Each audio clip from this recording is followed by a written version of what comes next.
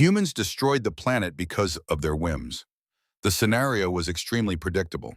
After a nuclear war, rapid warming began, and melting ice released ancient viruses to which humans had no immunity.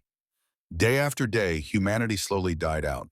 The remnants of the government decided to build rockets and send the survivors into space.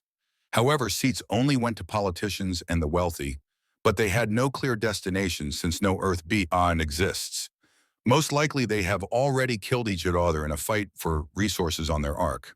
Some were luckier. They managed to hide on mountain peaks above the zone of total infection. In one of these places lives Eva, along with a military robot named Arthur, one who is programmed to protect her, though it's unclear from whom. One day Eva decides to drive into the city. Arthur advises against it because the city is in the contaminated zone, but she needs to find supplies. She asks him to guard the house while she is gone. Eva gets into the car, puts on a gas mask, and begins her journey. Navigating through ruined roads, she reaches a store where some goods remain.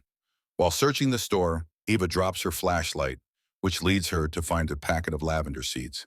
She takes them, and before leaving, she leaves her coordinates in case any living people pass by. Upon returning home, Eva broadcasts a message to other survivors over radio frequencies, but all she receives is dead silence. In between searching for people, she tends to her plants and monitors her remaining supplies to make them last as long as possible. A new day comes, and Eva suggests a game to the robot, telling each other riddles. This was the first time Eva beat Arthur. "Please tell me the answer," he asks. "I won't learn. You have to think," she replies. Eva jokingly suggests Arthur become her husband, but he says it makes no sense because he is a robot and she is. She tells him that her father built this base.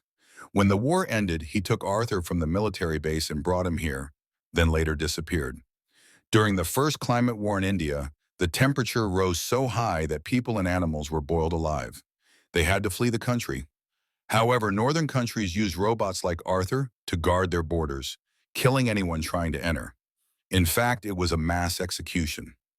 Arthur doesn't believe this because, according to his rules, robots cannot harm humans. His data has been erased. The holidays are approaching, and Eva asks Arthur to choose a gift. He wants a new lens. She doesn't have a Christmas tree, so she'll have to make another trip for an artificial one. Suddenly, the robot glitches. He orders her to give the password.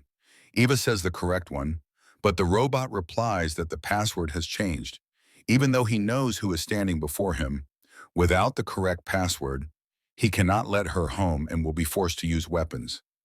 Eva realizes that according to the protocol, the password changes every 90 days. The new one is on the refrigerator, but she doesn't know it. Eva orders him to lower his weapon so she can go look at the password, but Arthur is adamant. He needs the password now. Eva lists many words, but none work. She realizes the robot isn't joking. She sits behind a piece of metal and tries to figure out what to do. Arthur has a limited patrol zone where he can't see her. There must be a way into the house. Eva approaches him again and explains that just because she doesn't know the password doesn't mean she isn't Eva. Arthur replies yes, but without the password, he cannot let her pass.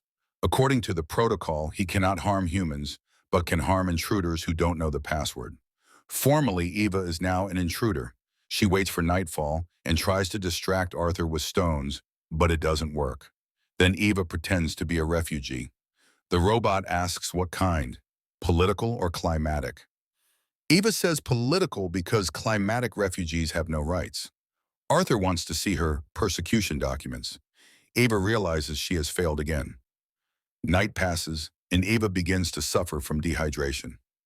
Arthur, not realizing he is talking to the same Eva every time, says other people live here, likely at the power station. Otherwise, why would smoke still come from the pipes? Eva says there are no people, other robots maintain it, and they aren't turned off because a stupid robot, just like Arthur, sits at the main monitor. The robot at the station wanted to shut it down, but at the last moment a prompt appeared on the screen asking to confirm you are not a robot, so his finger got stuck an inch away from the off button. Even though her water is almost gone, Eva decides to plant the seeds and water them. After that, she offers Arthur a deal. She will tell him the answer to the riddle he couldn't solve if he lets her into the camp. Arthur replies that he is a third-generation robot and cannot be tricked. Eva checks the oxygen levels in her tanks, 18%. This will last 87 minutes. The journey will take about 40 minutes. Having no other choice, Eva heads to the power station.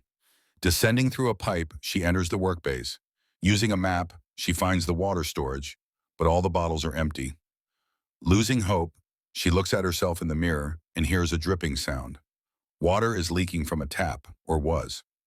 Near nightfall, Eva returns to the base. Now she has no choice. She has to ram Arthur. The robot opens fire. Eva miraculously flies out of the car a moment before Arthur blows it up. Shrapnel wounds the girl. She bandages her arm and loses consciousness. Only toward morning does she wake up, completely battered.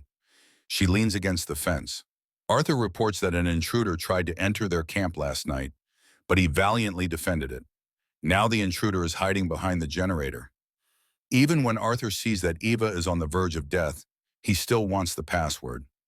She loses consciousness again. Droplets of water wake her up. After drinking the remains, Eva asks a question.